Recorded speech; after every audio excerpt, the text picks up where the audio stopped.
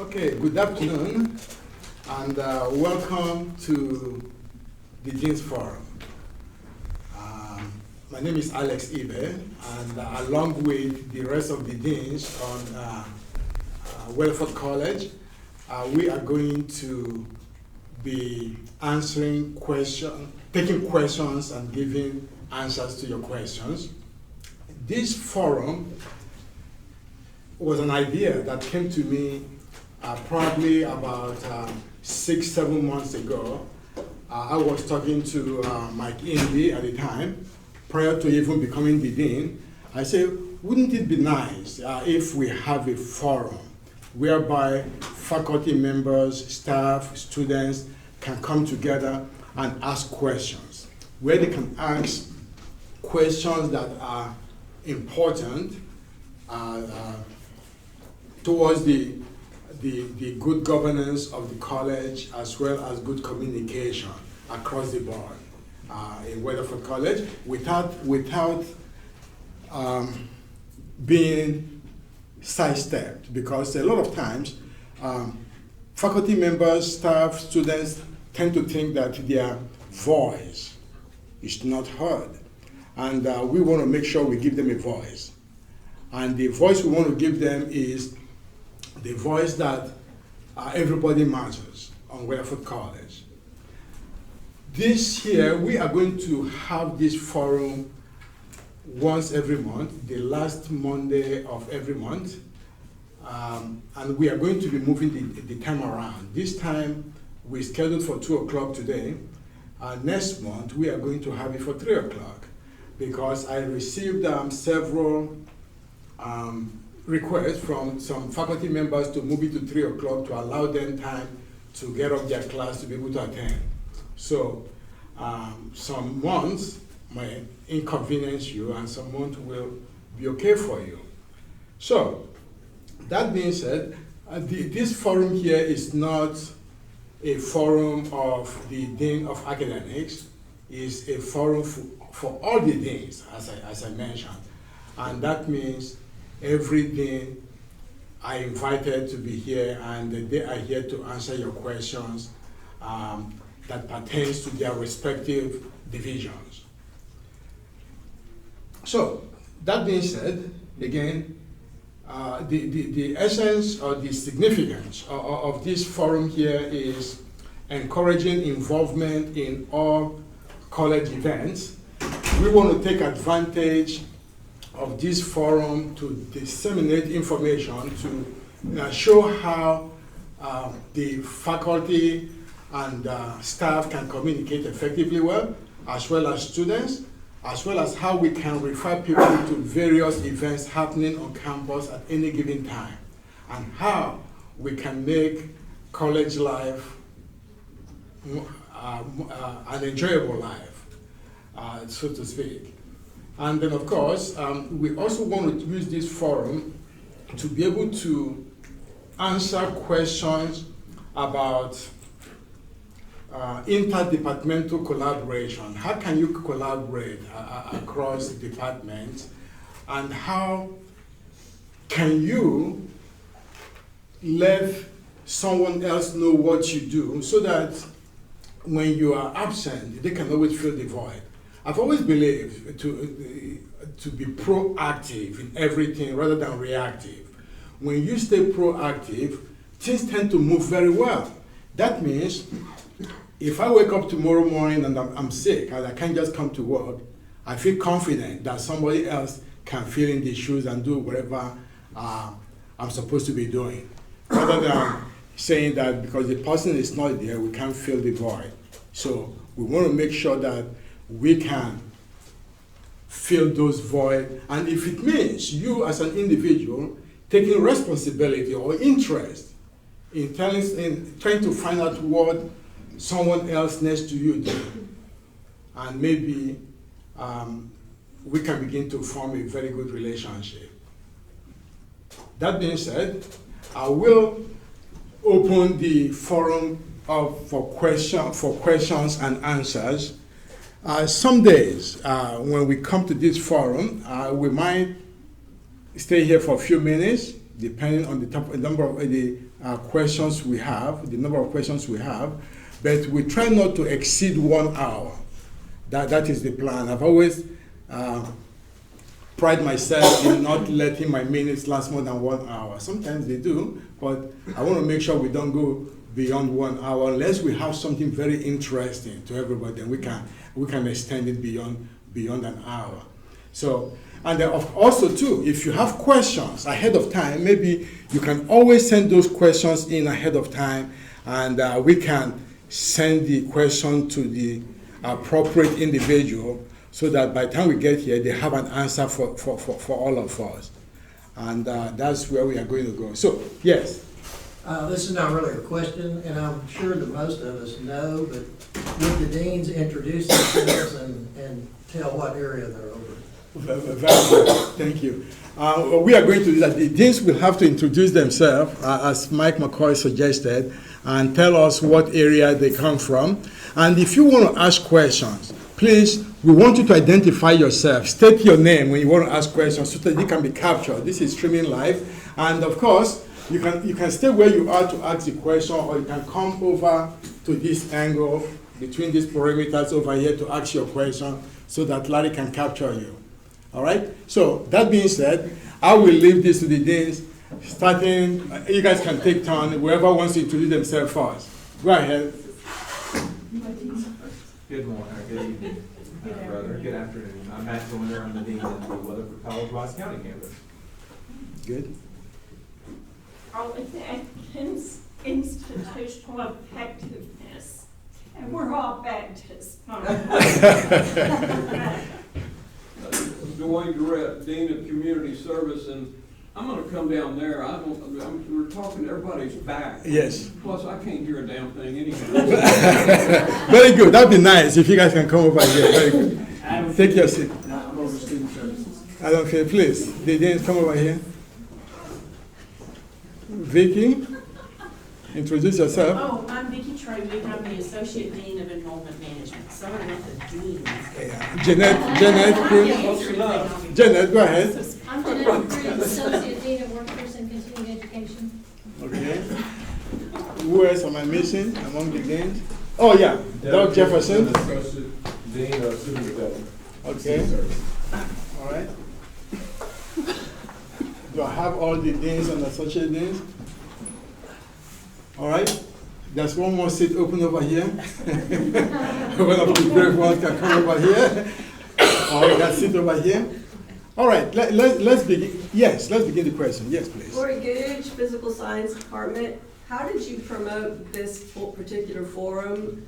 I observed one student in here, and I was wondering if this was put out in social media, or what way did you promote this particular activity? Thank you very much. What I did was send out an email to WCR. I don't know who WCR is all about, if the students are included in WCR. If the students are not included in WCR, then that's my mistake. I thought WCR means everybody associated with Weatherford College, including the students. No, you have to send it to Jenny Chesney and say send it to WC students. Oh, okay. All right. Okay, good. We take note of that. Thank you for asking. You can also send it to Crystal Brown, and she'll post it on the Facebook. Very good. That well noted. Very good. Thank you. Well, Alex, if I could say something, I want to commend you, because I think an issue that we have on campus from my personal perspective is we don't communicate across the campus. And I think this can be a good beginning, because you know, if you don't know what's going on across campus, sometimes things get replicated or not done or whatever. But I commend you for doing this, and I think it's a great thing. Thank you. Question? I'm sure somebody have a question. Ms. Brown, I'm sure you have a question for me. I always pick Ms. Brown. She's my favorite person over the world, so I always pick on everything. That's what she did to me. In fact, I did not see my office today, by the way. That's one myself. Students all day. Do you have any question for us, please? I have, Okay, good. Jimmy. perhaps you could introduce a topic. I could introduce a topic? Sure. Okay. Let me see a topic I would like to introduce. One of the most important things why we are all here at Weatherford College is to educate, correct? And the way we stay open is that we must stay accredited by SACS, correct? And if that's the case, I'm sure there are 5 or 6 criteria or principles that we have to fulfill, we have to meet as an institution to stay accredited. Actually, there's 77. 77. So, just so you know, it's. But 77, but the 6 that you listed on your site, that's the one I'm alluding to. The 6 criteria. Our strategic plan.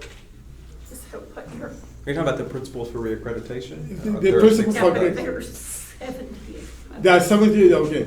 But what you have on your website, on your page, there are listed 6 of them actually, 6 criteria that, not criteria, 6 core values. Oh, Good. that's from the strategic plan. Planning. Okay, can you explain to Would Weatherford? you pull up my website? I don't have my laptop. So I'm just putting Arlene on the spot so that she can, yeah.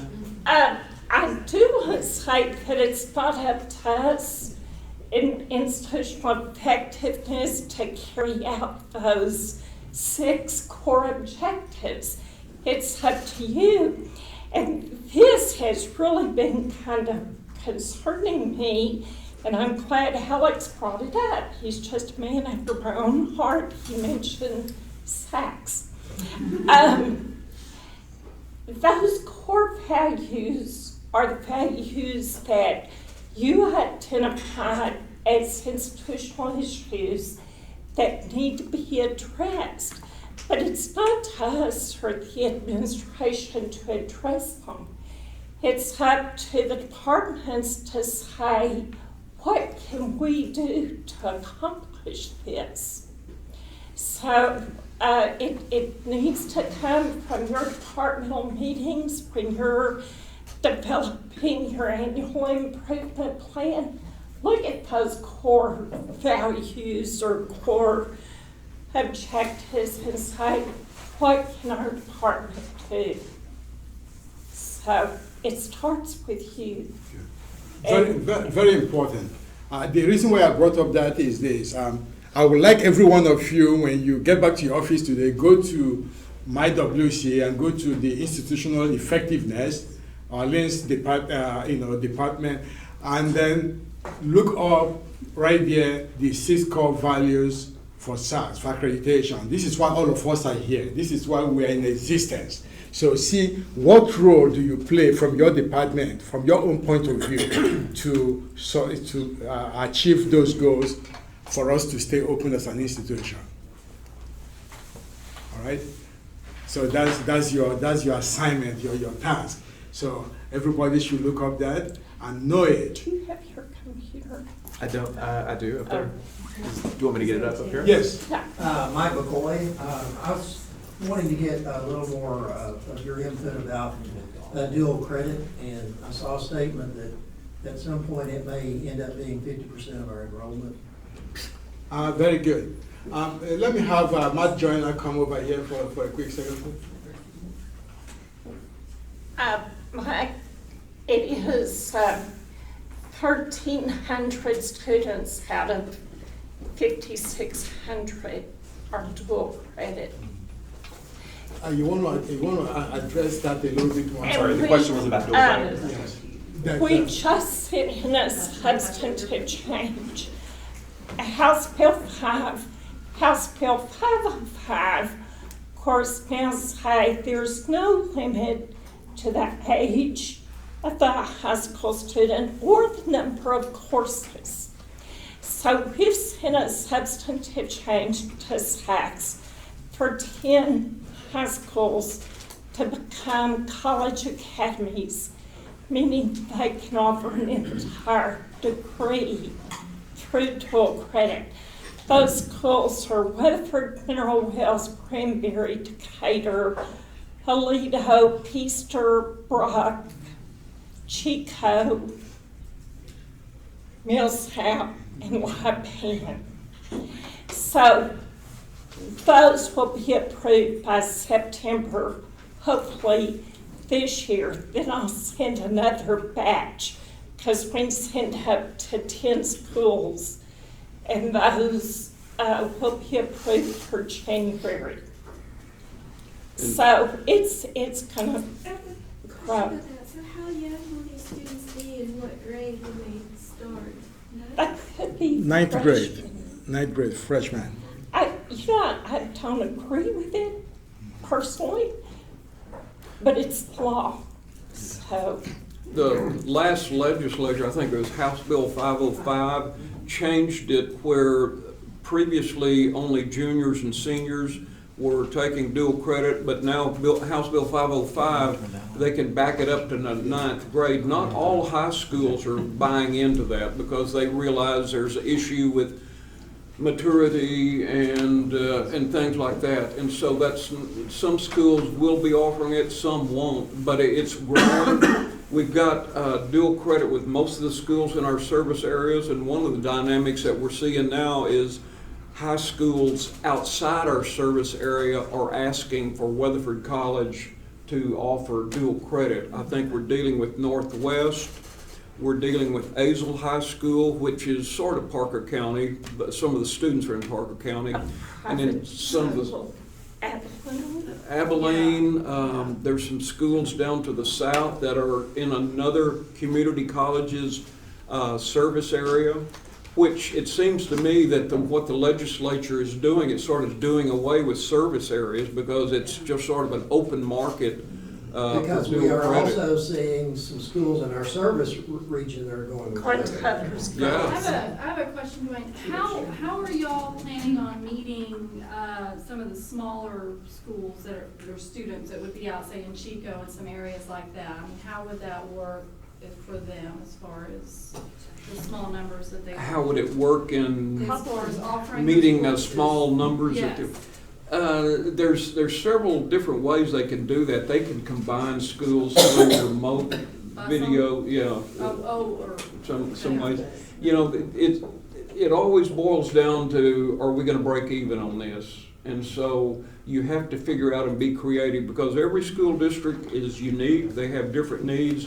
Aledo has their needs, Weatherford has their needs, Boyd, those smaller schools all have their needs. So and they are doing things like that where I think it's Weatherford has some things, and they've worked out some data. You may have some information on that, man. To Mike's question, we actually grew dual credit wise about 30% spring over spring. In the last 5 years, dual credit has grown almost 70% at Weatherford College. It really is pretty shocking actually when you begin to look at the numbers. Part of that, as Dwayne said, is House Bill 505, which did make provisions for them to begin taking at their freshman year.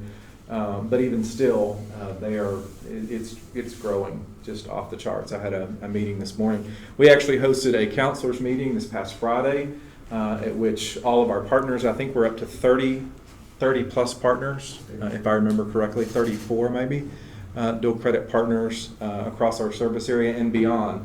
As they mentioned, there are, well, there's my family.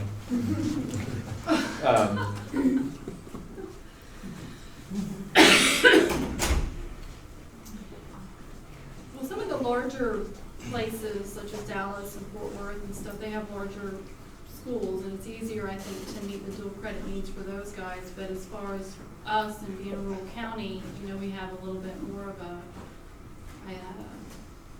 dilemma, I think, in meeting the needs of our.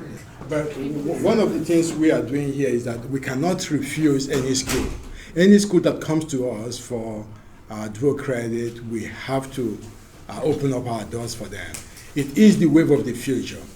There was a time we used to be very resistant to dual credit and things like that, but we can't anymore because every school, four-year institutions, everybody's embarking on dual credit. And we have to just evolve with the time.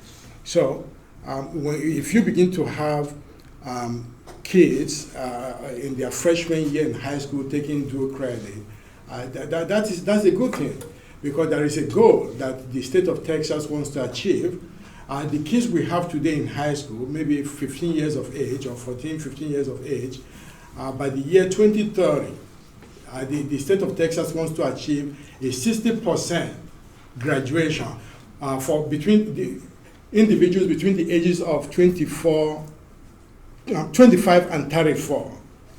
They want 60% of that age group to have a certificate or an associate degree or bachelor's degree by the year 2030. Right now, it is at a dismal rate of about 37%.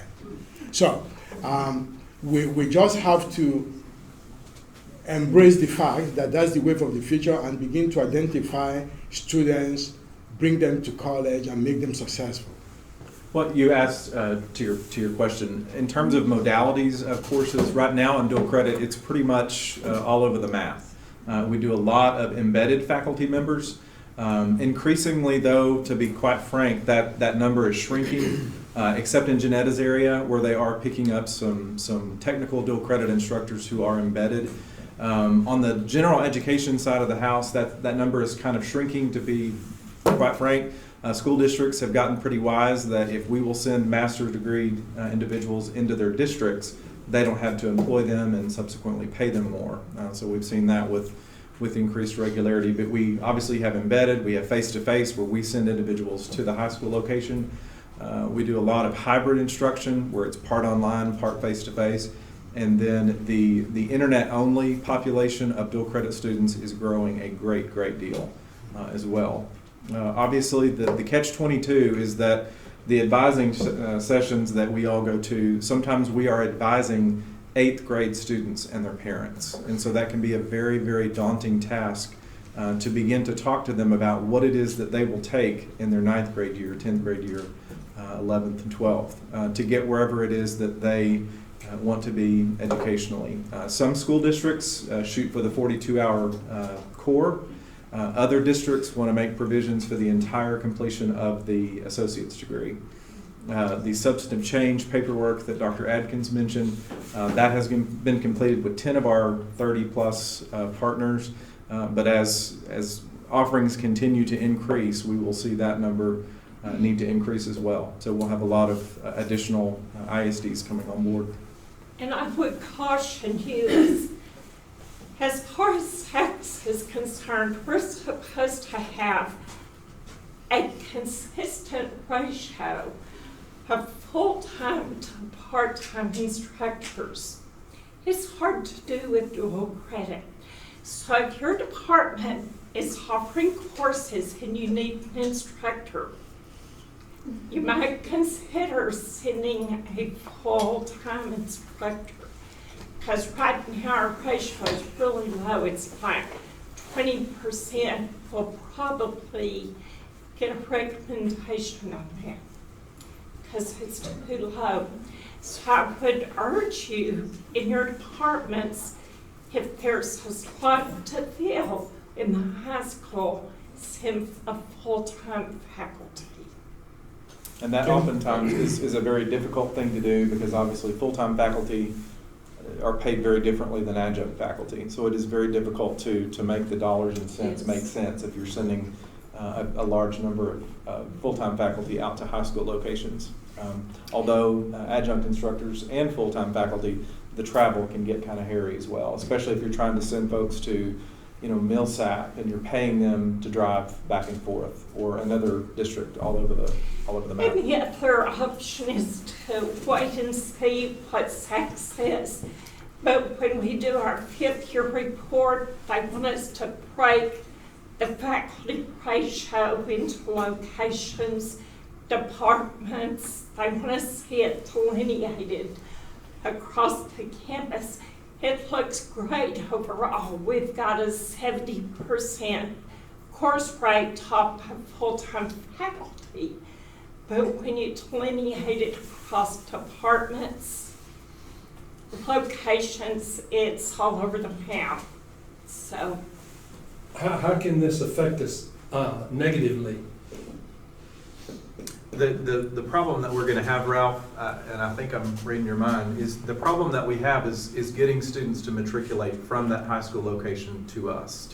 The last time I saw that statistic, it was pretty low. It was happening in maybe a double-digit number, but not much higher. So we do have difficulty incentivizing students to come from a high school location to Weatherford College, one of our campuses. Part of the reason that's happening is because they get almost everything they need from us somewhere else. They get it online, they get it at their high school location, and so they don't really have a need to come to us. And that's the good news, bad news. If you look at enrollment overall at Weatherford College, Adam will tell you, it is increasing, but the increases are not necessarily in brick and mortar classrooms. It's happening at our high school location. it's actually Decatur and dual credit and online are increasing, everybody else is decreasing. I mean, Or at what's the least this year. percentage of those students going full-time? Freshmen, sophomores, juniors? I don't have a percentage, but I do know that the state of Texas says they can do whatever they want to do. And that's pretty frightening. They could actually go into a dual credit arrangement, and if they want to take 12 hours, we have to say grace over it. We can advise against it, and we do oftentimes, but as it stands right now, they can take what they want to take. But if they go part-time, then we're just gonna get them part-time. They get their 30 or 40 hours, and then they're hooking them to the university. Where they can get all the. And that's when you'll see an increase in headcount, but a decrease in contact hours, because dual credit students typically take fewer classes than a traditional campus student. One of the other things we want to do is see how we can have those students come back to Weatherford College.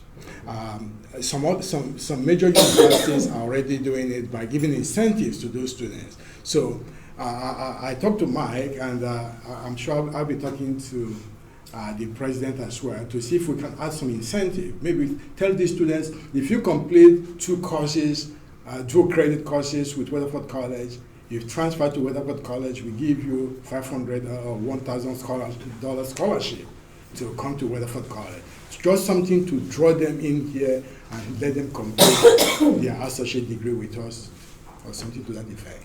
So, another thing that actually does incentivize dual credit instruction, students who are on free and reduced lunch at their district are able to take our classes for $25 per semester credit hour, as opposed to $80, which would be in-district tuition.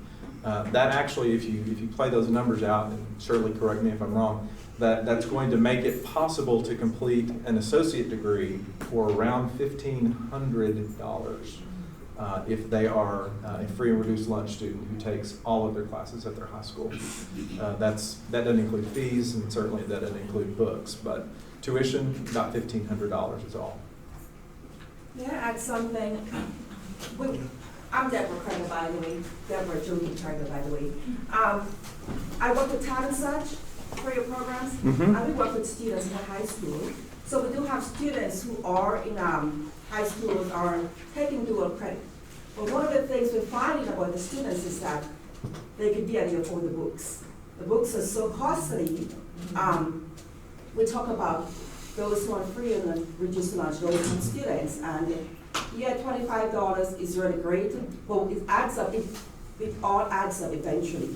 And when it comes to the book, they would call me and say, wow, I don't think I'll be able to go that route anymore because the books, we can't afford it.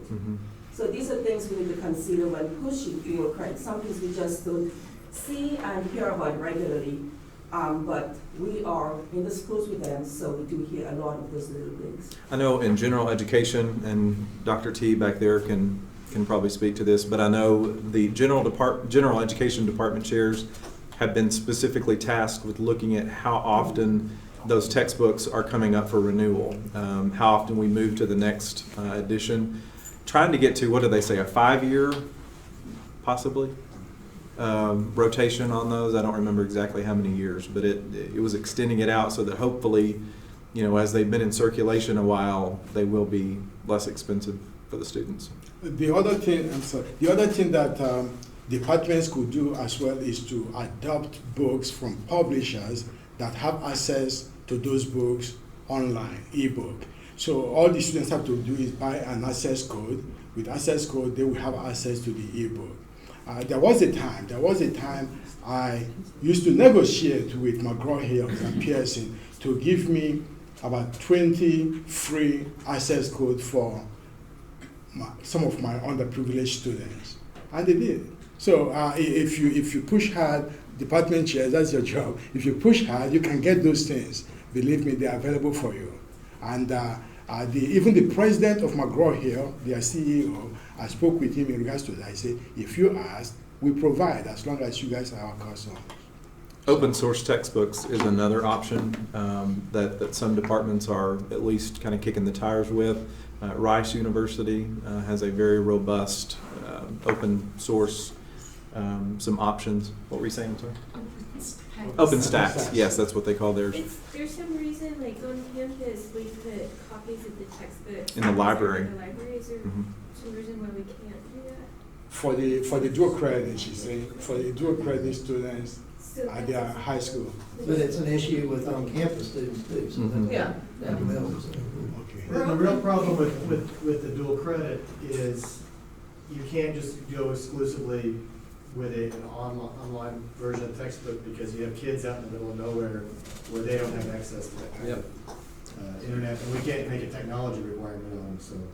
We've got some board of trustees of ISDs that are being helpful and creative. There was one, and I'm anyhow, down in Hood County, I think that the board of trustees is paying. Bluffdale, right? Yeah, it's paying for the books for the students.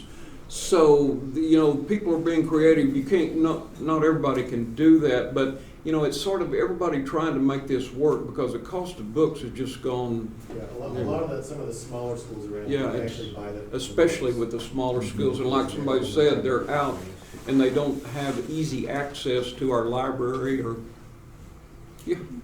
Yeah, with regard to your question about the library, yes, in fact, we've solicited departments. VP-ND tasked us with the library last fall to start building textbook collection. We've pretty much got everything down at the Granbury campus. Still trying to build one here, and we're willing to spend some, library budget on that. That's a mandate for us. However, it's the access code which tends to throw things because either the access code is good for one semester, it may be good for 1 year. And if the faculty member requires that they use the access piece for submitting homework and doing tests, that really kind of eliminates the value of a print textbook. We have them and we can keep them, but when all the homework and all the grades are done through the online system, and there are instances where the code costs more than the book. Sometimes it costs a little less than the book. Sometimes you actually get a deal if you buy the code and the textbook because the publishers don't want to have that inventory sitting around. So we are finding from our point of view of the library that having a textbook, yes, we can, but when faculty members, and then there's no cohesion or coherence between even within a department, because one faculty member will say, no, just the print textbook is fine, another one will say, no, my classes, I want them to use the access code. And we work closely with the bookstore to try and be clear about that so we know kind of where we're providing a value in providing a print textbook. So we're more than happy to have print textbooks. But we are also very concerned with longevity. Dean Joyner, when you're talking about a 5-year, we would love 5-year, the longer they last, but it's really the access code that is the real kicker on what is the value of a print textbook anymore. Because they switch over every 3 years, normally is a new edition, which means the old textbook won't apply to the new edition, especially if it's for new assignments, new anything, it's different chapters. Okay. That's their game. That's how they make Right. money. Very good. All right. Okay, let's if we're exhausting that particular question, maybe we can switch on. I'm sure some of you have different questions on your mind that you would like to answer, you would like to ask. So we will have you shift gear and ask those questions. Or should I have Arlene just explain? I don't want to hear this. Go ahead, yeah, go do this quickly, then I can have Okay, the real question from you. quickly, these are the core issues that were identified, but what you need to be more concerned with as you work on your annual improvement plan are the strategic goals. And to talk amongst yourselves in your department, what you can do to help us meet these goals. I'm prouder of this strategic plan than you've done. I think all of you worked on it. You participated in our focus groups. You came up, we did surveys. We really got down to some good core issues, and those transformed into our strategic plan. So keep these in mind. Try to gravitate toward accomplishing these things. Do you have any questions about? Now, we're not just throwing them out there. There are going to be administrative, institutional priorities that will be issued. So. What we are asking here is start a conversation. If there's any part of this you don't understand that is not clear to you, begin to ask questions. Just don't sit and wait. We want you to be part of it. Campus safety is a huge one right now with concealed carry on campus.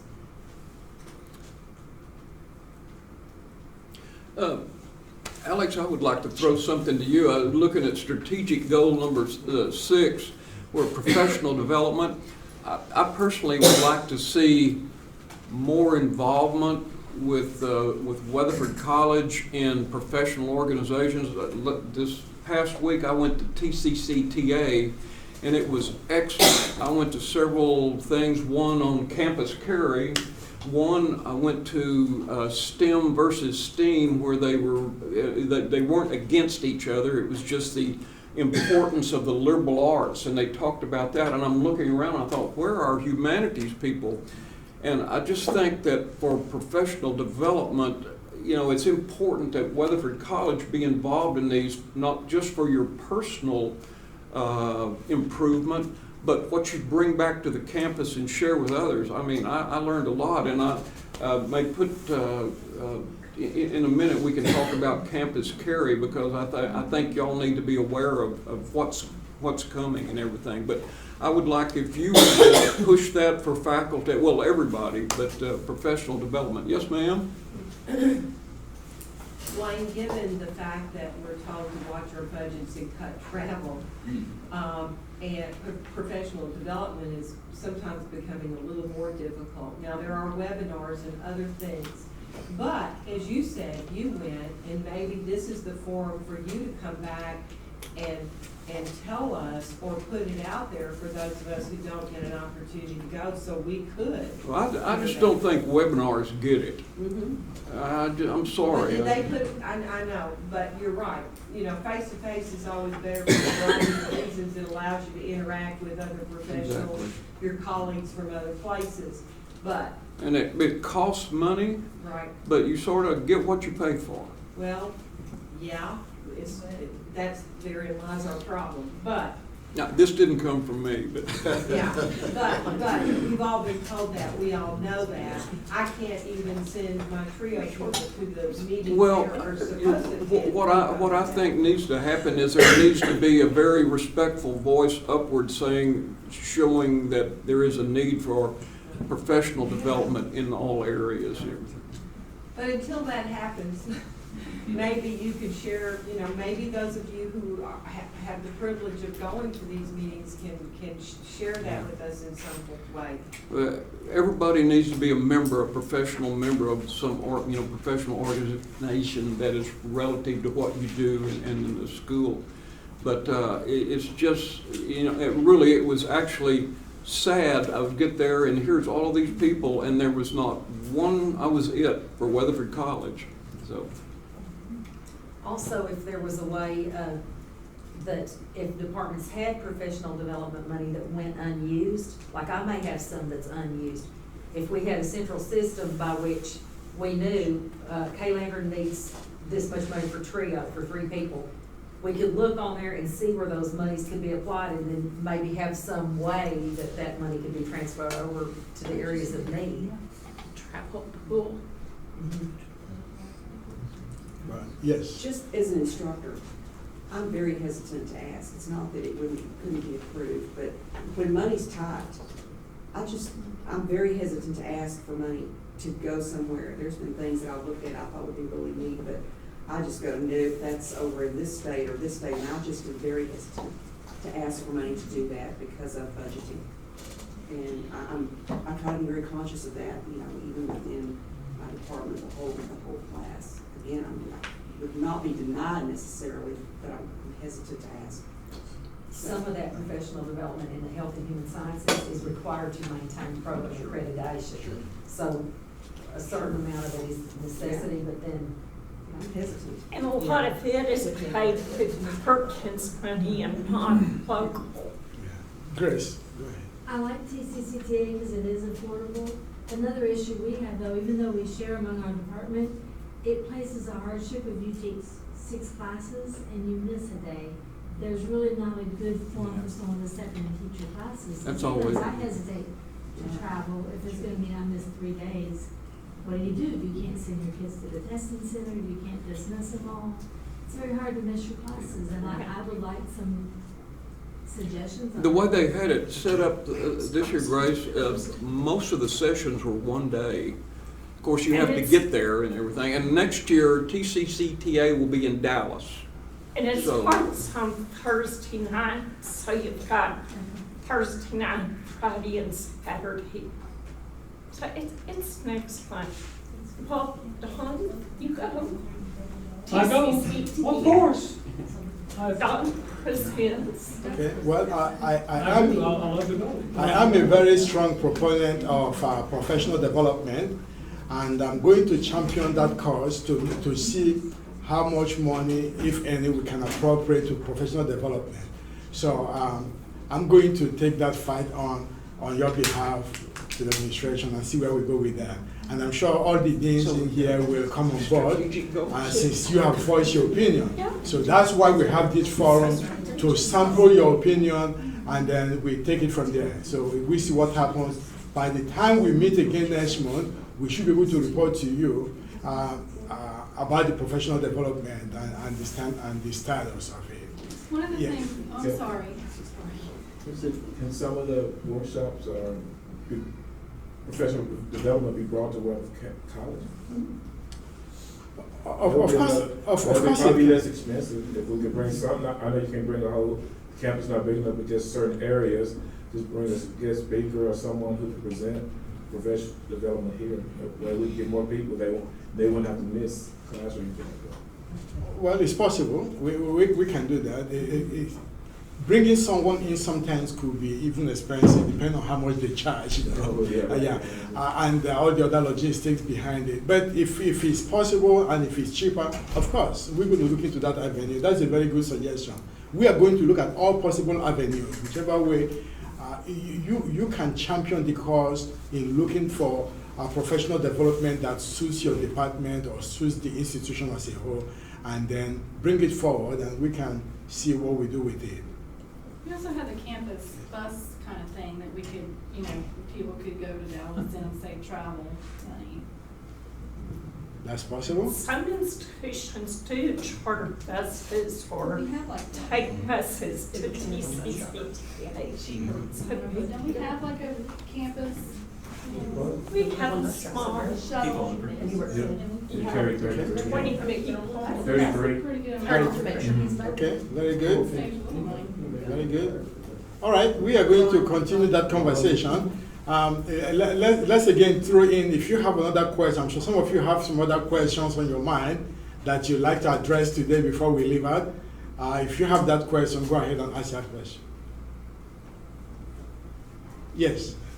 On the campus carry topic that came up, we will be holding a open forum this Thursday at 2 o'clock. I'll be sending an email out inviting the campus community to get together to discuss that topic and also go over questions and answers. There'll be PD and myself, and we have a campus carry ad hoc committee that's developing local procedures for that, so we want to get everybody's feedback before that goes through. Tomorrow, you said? Thursday. Thursday, I'm sorry, okay. But I'll send an email. All right, very good. Yes, ma'am. Will that be recorded in any form for those of us that teach it too? Probably not, but there is going to be a survey that you can provide your feedback if you're not going to be able to attend. If you ask Larry, Larry is here, he's the man. Larry will do anything possible. He makes impossible possible. I'll get with Larry and see if we can make that arrangement. Yeah, I'd like to say about the campus carry, one of the sessions I went to at TCCTA was campus carry, and it was presented by Bob Harkins, who's the Vice President of Campus Safety and Security at University of Texas, and he was one of the principals that wrote their policy that had to go in effect last fall. And one thing that he said was, and I'm totally against guns on campus. I don't know if that goes against you, but there's, in my opinion, no need for them on campus. Well, possibly occasional need, but he said that at University of Texas, which over 50,000 students, they had only one incident, and that was a former employee who had concealed license. Something fell out of his pocket, a clip or something like that. It wasn't even a student. So, maybe my fears are over there. I still believe what I believe about guns being on campus, but he made me feel just a little bit better. Well, if UT doesn't have the problems, now that could change in a heartbeat, but anyhow, it's going to be different, but I think with the right leadership and Adam is taking it, I think, in the right direction, and with the right policy and how we handle it, I think something we can live with. So the policy that we're modeling is UT's, so we've taken a lot of ideas from them. Theirs is well thought out. Very quickly, Adam, who do we send information to? Say, if you identify somebody doing something good around the campus, who do we send information to announce it to the rest of the college? To the college? Yeah. As a whole? I would say like a coyote call. Yeah, okay, kudos call. That goes to HR. It goes to HR? Some of those. That goes to the supervisor of the employee. It wouldn't go campus-wide. Okay, all right, okay. All right, so we want to start identifying people when you do something, because one of the complaints that I've been getting lately is that people say that they give much of themselves to the institution in so many different respects, but nobody acknowledges them for what they do. So we want to start acknowledging people for the good they do, so that more of you can volunteer. We have a very good mix of people on campus. But it's unfortunate that every time in various committees and various events, it's the same faces you see. And there are some people who are not even bothering to volunteer or be part of the process. So maybe if we start recognizing those who are participating, then maybe those who are not participating will get jealous and want to be part of the process. Ms. Brown, am I on the right track? No. Yes. My name's Diana Phillips. I'm a student here. So recognizing a teacher for doing a good deed or whatever, can we do that? As students? Yeah, as a student, can I do that? How would I go about doing that? Because and if I have no idea, I'm sure others don't either. If you go through Adam Finley's office, the executive dean's office, and then they can direct you whichever way what to do. So go to through his office. The form that we have, it's a county call, I think that's out of HR. It's underneath the forms within Monday, you see, which students won't have access to. But it doesn't get out, does it? No. Yeah, that's the thing. It's just strictly the employee gets a notice and then it goes in their record, but, oh. Dawn, is it you or your husband, employee recognition? Is that Jeff? Not me. That must be Jeff. Don't the students get to vote on Teacher of the Year? Yes, ma'am. Do you know about that? Yeah, I know about that, but I mean, like, there's times that, you know, I've worked with I've had a problem and gone to a teacher and went, you know, and worked it out and just, he did the extra mile with me to try and get me to understand what I'm doing. Or even help me decide on what classes I need to take on my way, you know. And that person needs to be recognized too, because, you know, they're doing a little bit beyond their job, you know. Well, and maybe if there was that's an an access way that we opportunity. could just write a quick note saying, yeah, hey, they did really good with me, they worked with me, or something like that. You know, even if you're just getting the notice or, you know, whatever, but I think that would work too. You know, not just for y'all's peers to do it, but to know from us. Okay. I think you're bringing up a really good point, that there may be some processes, but that nobody really knows what those processes are. Like, she may not know, answering her question really doesn't address the big issue of how do students know in general how to go about doing that. Perhaps there is not a process. Okay. Not for institution-wide, chain of command, notification to them. But I can get with human resources and talk to them about that process. About that process, okay. And see if they can redirect that, and also give an employee recognition. Recognition, okay. All right, we can set that in motion. And of course, we can also have Dr. Jefferson talk to the student government. And maybe the student government can, if they are aware of it, they can also help to disseminate the information. So, yes. Now, this is just for recognition for faculty and staff, right? For faculty, staff, even for their own fellow students that are doing Okay, so I would say that we're working on something for kind of recognition for a student who goes above and beyond, something so that they can be nominated as well. So we can call it Golden Heart Awards. Okay. Kind of like the Purple Heart, but it's Golden Heart, something that we can recognize students who will do, go above and beyond. But I'll be getting information out on that piece. Very good, very good. Will that be announced on the Facebook page? Yes, I have. Good. All right. Okay, any other question? Any other question of interest? Question of interest? All right, it's almost 3 o'clock, 5 minutes to 3. Yes. This shameless plug for the library. We're having an author lunch. It's the first time we're doing this. Rachel Kane, who's a local author, she's over in Fort Worth area. We're scheduled this for Saturday, March the 25th. And so if you come, it's a lunch and a book and speaks from the author. She is an award-winning author here in Texas. We're selling tickets. They are $30 a piece. And we need RSVP by this Wednesday. So I just wanted to promote that here to all of you and any of you who might be interested in that. So once again, Rachel Kane, local author, library luncheon on Saturday, March the 25th. Very good. Yes. How, will somebody email out the link to this forum that we can view?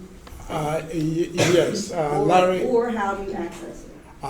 Larry or Michelle, Larry can give it to Michelle. Michelle can put it up for WCR. I just type in YouTube Weatherford College and it takes it to Okay, all right. And very quickly, I have one other thing I'd like to introduce. So some time ago, during the interview process, I was asked about the study abroad. How can we have maybe a long-term study abroad program here at Weatherford College, because we have it with some other community colleges like TCC, Dallas County. Not just the one that the Department of Humanities do during the summer, where they take students abroad for a couple of weeks or 3, but we are looking for even something much longer than that that we can do during any time, during any semester-long program in any field. So I'll be looking forward to appoint some people to meet for brainstorming session and then maybe come up with something for us and we can talk about it during the next forum. So I'm sure Deb Kreger was the person that showed interest in that area, I believe, during the last time. And of course, I know I always tax my good friend Kayla Drum with everything because I know she has some experience in that area as well. Because of course her daughter was part of the study abroad program at a college. So, and if any of you are interested about study abroad program, of course the humanities, you guys have extensive experience, let me know, then I can put you into this committee, then you guys can brainstorm and see what you can come up for Weatherford College. And then finally, okay, you want to share with the group our meeting, just give them a brief summary of our meeting this last Friday.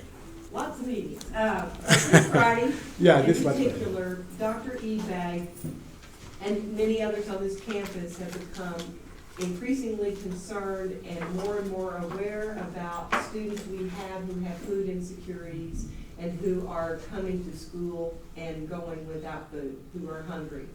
And so that opened a discussion about humanitarian efforts on campus. And we are moving forward with that and in the future hope to establish an emergency food and pantry, food and other essential items pantry here for temporary or very exigent needs. And then we are looking for ways to partner with things that we already have in our community to draw on to help those students. So that's in the works, as well as working on a team who will support our transitioning foster care students who are aging out of the foster care system and coming in, and some of their problems are the same as these. They're two separate things, but related, and so we're working on those, and we will be getting information out to you all, we hope very soon, and hope to have some processes firmly in place by the time we start another academic year. Very good. Thank you very much. It is 3 o'clock. And on that note, I will say thank you very much for a good session. And I hope to see you guys again here sometime a month from today. Thank you.